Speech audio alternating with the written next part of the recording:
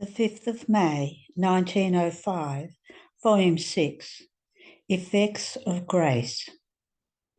As I was in my usual state, Blessed Jesus came for just a little, and it seemed that another image, completely similar to him, would come out from within his interior, only it was smaller.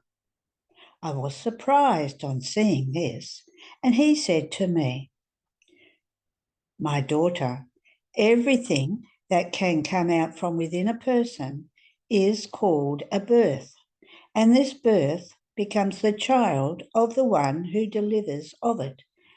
Now this daughter of mine is Grace, which coming out of me communicates herself to all the souls who want to receive her and transmutes them into as many other children of mine. Not only this, but every good and virtuous that can come out of these second children becomes the children of grace. See now what a long generation of children Grace forms for herself, if only they receive her. But how many reject her, and my daughter comes back into my womb, alone and childless." While he was saying this, that image enclosed herself within me, filling me completely with herself. End of the reading. The 5th of May, 1909, Volume 9, Sufferings impress the sanctity of Jesus in the soul. As I was in my usual state, my benign Jesus made himself heard for just a little, telling me with his sweet word, "My daughter, mortifications, miseries, privations, sufferings, crosses, for those who make use of them, serve for nothing but to impress well my sanctity in the soul, as if she kept embellishing herself with all the varieties of the divine colours.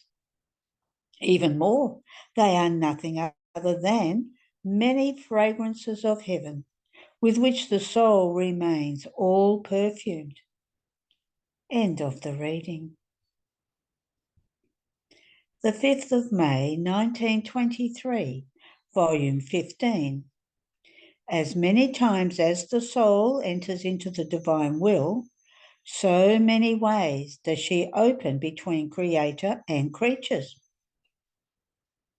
Finding myself in my usual state, I felt drawn outside of myself, but I could not see the azure heavens, nor the sun of our horizon, but a different heaven, all of gold, studded with stars of various colours, more refulgent than sun.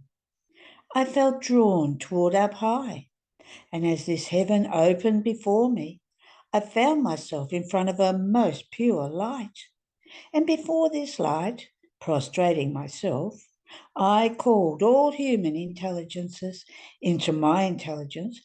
From the moment in which Adam began to break the union of his intelligence with that of his Creator by withdrawing from the divine will, up to the last man who will exist upon earth. And I tried to give my God all the honour, the glory, the submission, and so forth of all created intelligences.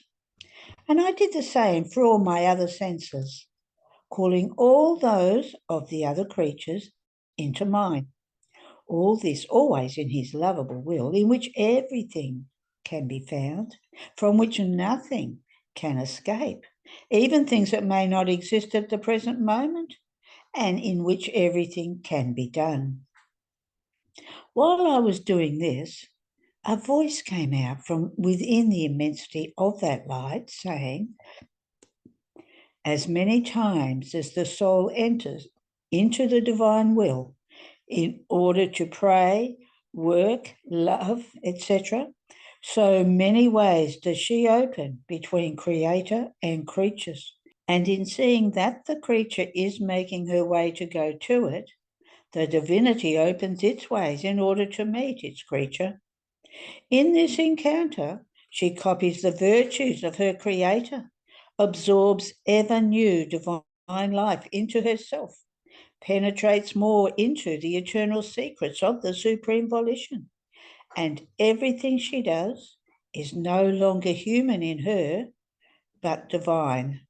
This divine operating forms a golden heaven within her, on which the divinity strolls, delighting in finding its own operating in the creature, awaiting the creature in order to receive her divine acts, and therefore open more ways for her in its divinity.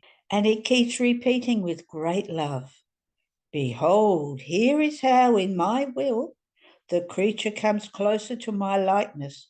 She accomplishes my designs. She fulfills the purpose of creation." And while hearing this, I found myself inside myself. End of the reading.